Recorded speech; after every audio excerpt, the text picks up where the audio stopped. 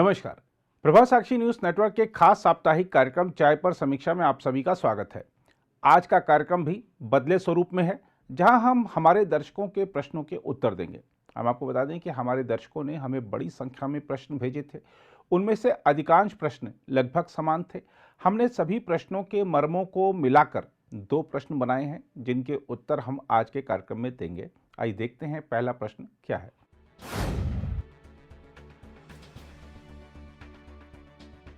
देखिए, जिस तरह से कांग्रेस की सरकारें चीज़ों को सस्ता कर रही हैं, उससे जनता का समर्थन क्या वापस कांग्रेस को मिलेगा? ये जो सवाल है, ये बड़ा प्रासंगिक सवाल भी है, क्योंकि अभी हमने देखा कि राजस्थान का बजट आया, बहुत सारे उसमें लोक लुभावन घोषणाएँ की गई हैं। मुख्यमंत्री जी लगभग 2 महीने से प्रचार कर रहे थे, अपने बजट का बड़े-बड़े विज्ञापन दिए गए थे बजट के बारे में, और बजट भाषण जब उन्होंने पढ़ा तो पिछले साल का पढ़ने लग गए थे। उनके मुख्य सचेतक ने ध्यान दिलाया तो गलती उन्होंने मानी और बहुत सारी घोषणाएँ की हैं बजट में। लेकिन हमको देखना होगा कि ये जो बजट है, इसमें घोषणाएँ तो बड़ी-बड़ी कर दी गई हैं, लेकिन घोषणाएँ कब की गई हैं? जब चुनाव का समय है। चुनावी वर्ष है राजस्थान में, इस साल नवंबर-दिसंबर में विधानसभा के चुनाव होने हैं। अभी उन्होंने 500 रुपये में सिलेंडर देने की घोषणा उज्ज्वला योजना के तहत कर दी है, और भी जो चाहे बिजली बिल में रियायत की बात हो या तमाम और रियायतों की बात हो, बसों में किराए में रियायत की बात हो, छूट की बात हो, ये सब जो पैसा है सरकारी खजाने से खर्च होगा, सरकारी खजाने से जो सब्सिडी दी जाएगी, उसका भुगतान कौन करेगा? उसका भुगतान तो राजस्थान की जनता करेगी, आने वाली सरकारें करेंगी। जो राजस्थान का जो भविष्य है, जो बच्चों का जो पैसा उनके भविष्य में और योजनाओं में काम आता, वो ये जो सब्सिडी आज जो गहलोत जी करके जा रहे हैं, उसका भुगतान आगे आने वाले पीढ़ी को करना पड़ेगा, आने वाली सरकारों को करना पड़ेगा। ये तो अपना घोषणाएँ करके, अब जैसा कि राजस्थान में हर साल 5 साल में सरकार बदलने का रिवाज है, तो अगर सरकार बदल गई तो वो तो अपनी घोषणा करके चले गए। लेकिन आगे जो सरकारें हैं, उनके लिए मुसीबतें खड़ी हो जाएँगी। हमको ध्यान देना चाहिए कि वित्त मंत्री निर्मला सीतारमण जी ने संसद में क्या जानकारी दी है। उन्होंने जब बजट पर चर्चा हो रही थी, तो उस दौरान उन्होंने बताया कि यूपीए ने जो तेल बॉन्ड जारी किए थे, आज तक उसका जो ब्याज है, उसका जो मूल है, वो सरकार चुका रही है। आगे भी अभी कई वर्षों तक उसको चुकाना है। तो तेल अब आपने उस समय सस्ता कर दिया, तेल पर सब्सिडी दे दी, लेकिन उसका जो अब आपने जो तेल बॉन्ड जारी किए थे, उसका जो ब्याज था, वो तो हम आज भर रहे हैं, देश भर रहा है। उस समय आपने बहुत लोक लुभावन घोषणाएँ करके लोगों का अगर समर्थन भी मिला आपको, बहुत सारी चीज़ें आपको सत्ता सुख मिला, लेकिन कीमत तो देश चुका रहा है। और हमको ज़रा अपने पड़ोस में देख लेना चाहिए कि क्या हो रहा है।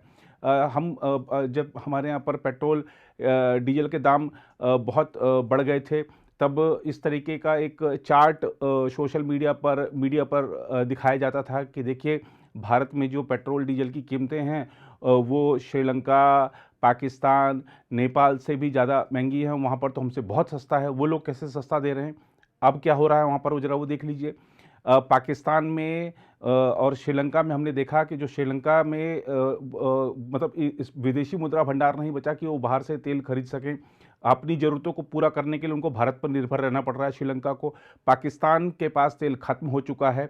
जो आईएमएफ कह रहा है कि आपने जो पेट्रोल डीजल की जो दाम बढ़ाए हैं, उसमें और वृद्धि कीजिए। 35 रुपये सरकार ने बढ़ाए, आईएमएफ कह रहा है कि आप इसमें हमको तब तक विश्वास नहीं होगा जब तक आप इसमें 15-16 रुपये की और प्रति लीटर की वृद्धि नहीं करते।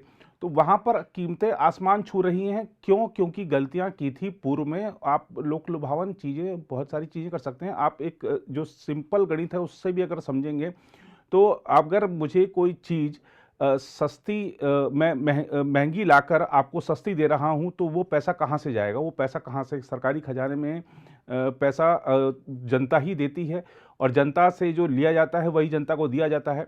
अब आप कह रहे हैं कि मैं जो सिलेंडर 500 रुपये में दूंगा, तो 500 रुपये में सिलेंडर आप दे देंगे, और जो ज़रूरतमंद हैं उनको मिलने भी चाहिए। लेकिन इस तरीके की जो घोषणाएं की जाती हैं, जो रेवड़ी संस्कृति है, वो हमारी अर्थव्यवस्था को कहीं ना कहीं नुकसान पहुंचाएगी। हम 5वीं सबसे बड़ी अर्थव्यवस्था बन गए हैं, लेकिन इन जो नेताओं की बदौलत नहीं बने हैं जो रेवड़ी संस्कृति को बढ़ावा देते हैं। अब कुछ लोग ये सवाल उठाते हैं कि भाई रेवड़ी तो जो हम मुफ्त अनाज दे रहे हैं वो भी तो क्या रेवड़ी है। तो हमको ज़रा इसको समझना पड़ेगा, क्या हम मुफ्त अनाज जो दे रहे हैं, जो गरीबों को दिया जा रहा है कोविड के समय से, क्या हम वो बाहर से मंगा के दे रहे हैं? क्या हमको उस पर अतिरिक्त पैसा खर्च करना पड़ रहा है? हमारा जो कृषि प्रधान देश है उसको वो अन्न उगाता है और इतना अन्न उगाता है कि पूरी दुनिया को खिला सकता है। हम अन्न के मामले में दूसरों पर निर्भर नहीं हैं, लेकिन गैस हो, पेट्रोल हो और भी बहुत सारी चीज़ें हैं जो कि हमको बाहर से मंगानी पड़ती हैं। और बाहर जो इंटरनेशनल मार्केट है उसमें क्या इस समय चाहे वो वैश्विक बहुत सारे कारण हैं, चाहे वो रशिया यूक्रेन का युद्ध हो और भी तमाम चुनौतियां हैं जिनसे कि पेट्रोलियम उत्पाद जो हैं वो पूरी दुनिया में महंगे हैं। और ख़ास तौर पे भारत की रणनीति कुशल रणनीति कहेंगे हम कि रशिया से हम सस्ता तेल लेकर आए और यहाँ पर हम उसको एक बिना दाम बढ़ाए, जो जैसा कि पूरी दुनिया में आप देख रहे हैं कि दाम बढ़ रहे हैं लेकिन भारत में स्थिर है दाम, उसके बावजूद हमने कितना कंट्रोल करके हम यहाँ पर दे पाए, ये हमारी कामयाबी है। और आप अगर इस तरीके की घोषणाएं करेंगे तो उस घोषणा का देखिए जनता आज के समय में बड़ी जागरूक है और वो जानती है, समझती है कि ये सारा का सारा जो भार है ये मिडिल क्लास पे पड़ने वाला है। आपने घोषणा कर दी चुनावी वर्ष में कि मैं 500 रुपये में सिलेंडर दूंगा। अब आपने ठीक है घोषणा कर दी है, वो उसको वहाँ पर लोग प्रचारित भी कर रहे हैं। कांग्रेस कह रही कि देखिए कांग्रेस सरकारों ने तो कमाल कर दिया है और चाहे छत्तीसगढ़ की सरकार हो, चाहे वो एनपीएस ले आए हैं या और अन्य हिमाचल की सरकार ने आती एनपीएस लागू कर दिया। लेकिन इस तरह से हिमाचल की से खबरें आई कि हिमाचल ने एनपीएस तो लागू कर दिया है लेकिन हालत इतनी खस्ता है, इस तरीके की रिपोर्टें थी, मीडिया रिपोर्टें थी कि जो सैलरी है वो देने के लिए तारीखें घोषित कर दी गई। ऐसा बताया गया कि आपको इसको 5 को मिलेगी, इसको 10 को मिलेगी, इसको 15 को मिलेगी। तो ये आपको जरा पहले अपना खजाना देखना चाहिए, ये आप किस दिशा में जा रहे हैं। आपके जो प्रेरणा स्रोत रहे हैं, चाहे मोंटेक सिंह आलूवालिया हों, चाहे डॉक्टर मनमोहन सिंह हो, ये सब भी एनपीएस के खिलाफ रहे हैं। तो आप एक बार जरा उनसे बातचीत कीजिए और क्या आपने सही दिशा पकड़ी है। लोक लुभाऊं घोषणाएं करना बड़ा आसान होता है। आपने बहुत घोषणाएं की थी कि हम राजस्थान में कर्ज माफ़ी कर देंगे किसानों की और मध्य प्रदेश में कर देंगे, लेकिन आपने किया नहीं और कर भी नहीं सकते थे क्योंकि सरकारी खजाने की स्थिति ऐसी नहीं थी। आपने जो वादा किया था वो वादा पूरा नहीं किया और अब चुनावी वर्ष में आके आप इस तरह की बातें कर रहे हैं। और आपको ध्यान रखना होगा कांग्रेस के लोगों को कि जब पिछला लोकसभा चुनाव था उस समय कांग्रेस ने एक बड़ा वादा किया था 6,000 रुपया जो गरीब परिवार हैं उनको देने का। क्या जनता ने उस और बहुत राहुल गांधी ने बड़े जोर शोर के साथ कहा था कि ये हमने ऐसा कर दिया है कि जो एकदम गेम चेंजर साबित होगा। गेम चेंजर कुछ साबित नहीं हुआ, उसका नुकसान हो गया क्योंकि मिडिल क्लास जानता था कि जो 6,000 रुपये वहाँ देंगे ये हमसे लेकर देंगे, वहाँ पर हम पर टैक्स का भार पड़ेगा और हमसे लिया जाएगा। तो ये जो चीज़ें हैं ये जनता समझती है और जनता अब लोक लुभावन चीज़ों के बारे में और मुफ्त की चीज़ लेने में ज़्यादा रुचि नहीं रखती है। गुजरात में जनता ने दिखाया है किस तरीके से, देश के अन्य भागों में जनता ने दिखाया है किस तरीके से कि हमारे को परिश्रम करके चीज़ चाहिए, हमको सुविधा चाहिए और हम उसका भुगतान करने के लिए तैयार हैं, लेकिन बिना भ्रष्टाचार के आप हमारे को वो सुविधा दीजिए, हमारे को वो सेवा दीजिए। राजस्थान की ही बात में मैं फिर से लौटूंगा। अब मुख्यमंत्री जी कह रहे हैं मैं 500 रुपये में सिलेंडर दूंगा। मैं बार बार 500 रुपये सिलेंडर इसलिए बात कर रहा हूँ क्योंकि उन्होंने भी इस बात को बहुत प्रचारित किया है। केंद्र सरकार ने 2 बार कर घटाए पेट्रोलियम उत्पादों पर। क्या किसी कांग्रेस की राज्य सरकार ने वैट में कटौती की? नहीं करी। विपक्ष शासित राज्यों ने कटौती नहीं की। जनता आज भी, अगर आप राजस्थान में जाएंगे तो लगभग 110 रुपये के आसपास पेट्रोल आपको प्रति लीटर मिलता है और देश के अन्य भागों में, खासतौर पर बीजेपी शासित राज्यों में क्यों वो 100 से नीचे है, ये एक बड़ी बात है। अब आप एक सिंपल गणित को ही सिंपल गणित, क्योंकि मैं गणित का विशेषज्ञ नहीं हूं, तो मैं सिंपल गणित में ही बात कर रहा हूं कि अगर मान लीजिए 365 दिन में अगर आपका 1 लीटर का दिन का भी पेट्रोल लगता है और आपने 10 रुपया फालतू दिया है और राज्यों से ज़्यादा दिया है, गहलोत सरकार को दिया है, तो आपने 3650 रुपये साल में ऐसे ही एक्स्ट्रा दे दिए। तो आपको अभी 1,000 रुपये में सिलेंडर मिल रहा है, आपको उन्होंने साल में 3 सिलेंडर अगर दे दिए तो आपसे तो 3650 रुपये पहले ले चुके हैं, वो उसी में से आपको दिया ना। तो ये चीज़ें जो होता है सरकार ने, देखिए सरकार को पता है कि मुझे सामने वाले का वोट लेना है तो मुझे कैसे घुमा के उसकी जेब से पैसे निकालने हैं और उसको ही दे देने हैं, उसमें से भी कुछ रख लेना है और कामों के लिए। तो ये चीज़ें ऐसी हैं कि जनता को समझना चाहिए कि हमको जो जाना है, हमको अपने पड़ोसी श्रीलंका की राह पे नहीं जाना है, पड़ोसी पाकिस्तान की राह पे नहीं जाना है, पड़ोसी नेपाल की राह पे नहीं जाना है, पड़ोसी मालदीव की राह पे नहीं जाना है। हमें बनना है जल्दी से जल्दी, हम 5वीं सबसे बड़ी अर्थव्यवस्था है, हमको तीसरी बनना है, उसके बाद पहली बनना है। और पहली कब बनेंगे, तीसरी कब बनेंगे?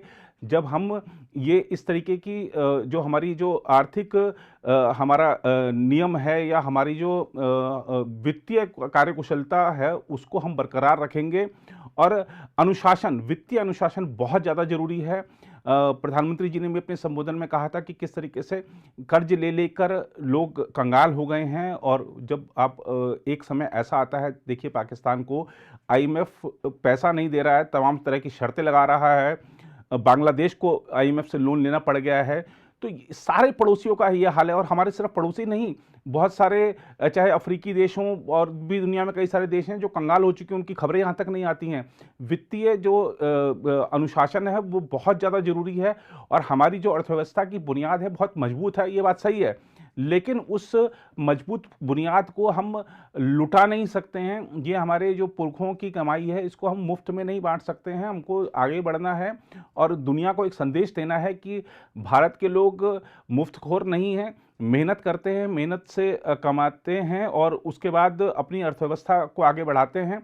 और ये जो चीज़ें हैं, आपको जैसा मैंने आपको उदाहरण दिया कि 6,000 रुपये का उन्होंने कहा था गेम चेंजर साबित होगा। कांग्रेस की सीटें कम हो गई, बिल्कुल वो विपक्ष का दर्जा लायक उनके पास लोकसभा में सीटें नहीं आई। ठीक है, हिमाचल में नतीजे उनके पक्ष में आए, लेकिन हमको देखना होगा कि 1% से भी कम मतों का अंतर रहा था बीजेपी और कांग्रेस के बीच में। तो जनता मुफ्त की राजनीति को पसंद कर रही है या ऐसी राजनीति से हम जनसमर्थन हासिल कर सकते हैं, मुझे इसमें संदेह लगता है। आइए देखते हैं दूसरा प्रश्न क्या है।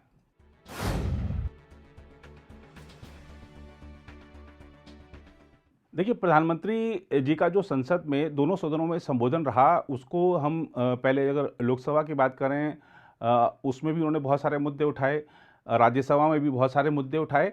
और जिस तरह से उन्होंने राज्यसभा में एक स्पष्ट चीज़ें कही हैं, दो चीज़ें बड़ी स्पष्ट हैं।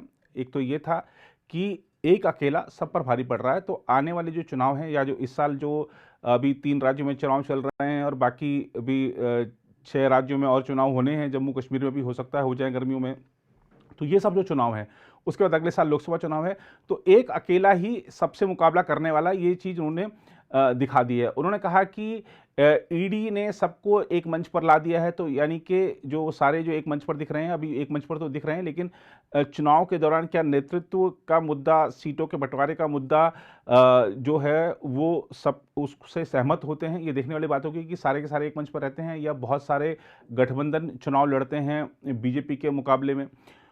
लेकिन जिस तरह से प्रधानमंत्री ने कहा कि एक अकेला, तो आप ये समझिए कि ब्रांड मोदी ही चुनाव में 2024 के वो बड़ा मुद्दा बनने जा रहा है। और खास तौर पर प्रधानमंत्री जिस तरह से अपना रिपोर्ट कार्ड पेश करते हैं, अभी चुनाव जो हो रहे हैं वहाँ भी बीजेपी अपना रिपोर्ट कार्ड पेश कर रही है। और जो गांधी फैमिली है उसको सीधा प्रधानमंत्री ने दोनों दिनों अपने भाषण में, नाम नहीं लिया उन्होंने किसी का, लेकिन सीधा जो उनका हमला था गांधी परिवार पर हमला था, परिवारवाद पर हमला था। और देश की आज़ादी के बाद से जो कांग्रेस की सरकारें रही हैं उसकी नीतियों पर हमला था। तो प्रधानमंत्री के बीजेपी के हमले पर, कि उनके निशाने पर कांग्रेस ही रहने वाली है, ये बात स्पष्ट है। बहुत सारे लोग कह देते हैं कि जो अरविंद केजरीवाल उनके मुकाबले में उतरने जा रहे हैं या ममता बनर्जी उतरने जा रही हैं, केसीआर उतरने जा रहे हैं, तो प्रधानमंत्री ने अपने भाषणों के दौरान भी साफ कर दिया है कि उनको अपने मुकाबले में कांग्रेस को ही देखते हैं। और जिस तरह से कांग्रेस की नीतियों को उन्होंने घेरा है, और ख़ासतौर पे चाहे वो पंडित नेहरू से लेकर डॉक्टर मनमोहन सिंह जी के कार्यकाल तक की उन्होंने जो कांग्रेस की नीतियों की विफलता रही, खास तौर पे 2004 से 2014 तक का जो कार्यकाल था, उन्होंने उसको एक असफल दशक करार दिया है। तो ये देखना, और उनकी बात में अगर हम जाएं थोड़ा सा उसको उसकी पड़ताल करें, तो उसमें कहीं कोई अतिशयोक्ति नहीं लगती है। क्योंकि आप देखिए कि जो नीतियों में शिथिलता थी और भारत की जो अर्थव्यवस्था थी वो भी लगातार डामाडोल हो रही थी। आप समझ सकते हैं कि जो महंगाई का क्या हाल था उस समय, जो हमारी जो महंगाई की दर थी वो डबल डिजिट में पहुंच गई थी। तमाम तरह के भ्रष्टाचार के मामले सामने आ रहे थे और जो भी नया भ्रष्टाचार का मामला आता था सामने, वो पिछले वाले से दोगुना तिगुना होता था। जो शून्य हैं वो लगातार उसमें बढ़ते जा रहे थे। घोटालों का जो रकम होती थी कि कितने का घोटाला हुआ है, उसमें शून्य लगातार बढ़ रहे थे। तो ये जो घोटालों का उसको हम कह सकते हैं कि दशक था वो, और लगातार चाहे वो केंद्र के मंत्री रहे हों, चाहे राज्यों के मुख्यमंत्री रहे हों, तमाम तरह के भ्रष्टाचार से के आरोपों से घिर रहे थे। क्या हाल था आप समझ सकते हैं उस समय। सर्वाधिक अगर आप आंकड़ों पर नजर डालें तो सर्वाधिक पलायन उस समय हो रहे थे। जो हमारे जो योग्य युवा हैं वो सर्वाधिक पलायन कर रहे थे विदेशों में, क्योंकि उनको लग रहा था कि यहाँ भारत में कुछ नहीं है। लेकिन आज अगर हम देखें तो भारत का विदेशों में डंका बज रहा है। भारत की नीतियों को लोग सुनना चाहते हैं, उससे सीख लेना चाहते हैं, प्रेरणा लेना चाहते हैं। अभी आप देखिए कि जो एक डेलीगेशन आ रखा है तुर्की से और कई और देशों में शामिल हैं, गुजरात के भुज में गए हैं। भूकंप के बाद गुजरात ने कैसे अपने हालात को संभाला, कैसे आज भुज फिर से खड़ा है दुनिया के सामने, तो वो चीज़ें अध्ययन कर रहे हैं। तो हमारी जो उपलब्धियां हैं उसका लोग अध्ययन कर रहे हैं, बाहर से आ रहे हैं। कोविड के दौरान हमने दिखाया किस तरीके से मैनेजमेंट होता है। हमने वैक्सीन बनाई, हमने उस दौरान जब लॉकडाउन लगा हुआ था तब चीन की चुनौती को भी झेला। तो हमारी जो चाहे रक्षा क्षमता है, हमारी जो आर्थिक क्षमता है, हमारी जो सामाजिक क्षमता है, उसका लोग दुनिया में लोहा मान रहे हैं। और ये जो दशक है, अब खासतौर पर अगर हम देखें 2014 के बाद से अभी तक का जो समय है, ये इसमें युवा आकांक्षाएं एकदम हिलोरे मार रही हैं। आप आज देखिए कि किस तरीके से जो हमारे स्टार्टअप्स खुल रहे हैं, हमारे जो यूनिकॉर्न्स बन रहे हैं, तमाम तरह की उपलब्धियां देश के नाम पर आ रही हैं। G20 का जो शिखर सम्मेलन है सितंबर में प्रस्तावित है दिल्ली में। अभी विदेश मंत्रियों का G20 के सम्मेलन होने वाला है मार्च में। तो और ख़ासतौर पे आप देखिए कि जो चाहे आर्थिक मुद्दे हों या रणनीतिक मुद्दे हों, उस पर दुनिया के बहुत सारे देश भारत के साथ जुड़ना चाहते हैं, भारत के साथ मिलकर आगे कदम बढ़ाना चाहते हैं। तो ये क्या चीज़ें आपने उस समय देखी? उस समय सिर्फ भ्रष्टाचार, कैश फॉर वोट, तमाम तरह की बहुत सारी चीज़ें सामने आ रही थी। तो ये प्रधानमंत्री जी ने उस दौरान का एक जो खासतौर पे 2004 से 2014 तक की जो घटनाएं थी उसका हवाला देते हुए देश को ये बताया है कि क्या हम उस युग में जाना चाहते हैं, या हम ने जो एक लक्ष्य रखा है कि जब हम आज़ादी का जब शताब्दी वर्ष मना रहे होंगे तब हम विश्व गुरु हों और दुनिया के सबसे बड़ी अर्थव्यवस्था हों, क्या हम उस लक्ष्य को हासिल करना चाहते हैं, या हम उस जो सबसे खराब दशक रहा था उसमें जाना चाहते हैं। तो ये एक सवाल भी उठाया उन्होंने अपने भाषण के जरिए, और कांग्रेस से पर हमला करके उन्होंने संकेत दिया है कि आने वाले चुनाव में सीधा कांग्रेस से टक्कर होनी है।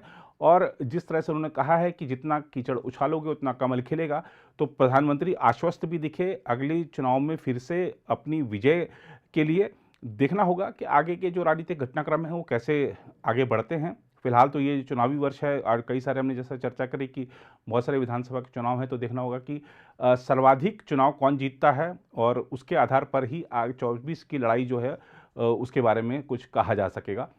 फिलहाल आज के कार्यक्रम में हमने लगता है कि आपके जो दोनों प्रश्न थे हमारे पाठकों के, दर्शकों के, उसका हमने एक ऐसा उत्तर दिया है कि शायद जो जितने भी प्रश्न आए थे शायद सबको कहीं ना कहीं उनका उत्तर मिला होगा।